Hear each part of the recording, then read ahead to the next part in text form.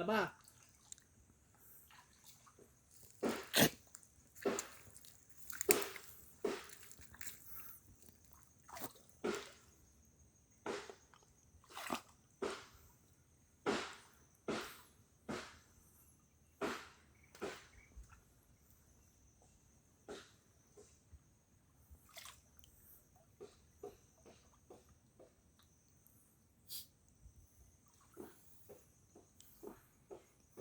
Mga tangay, huwag nyo itong gagawin, napakadelikado ito. Dito banda yung buhaya dati, dito nagpakita. Doon sa may pangpang na yun, doon, pati dito, nagpalutang yan sila. Kaya huwag nyo gagawin ng ganito sa tubig.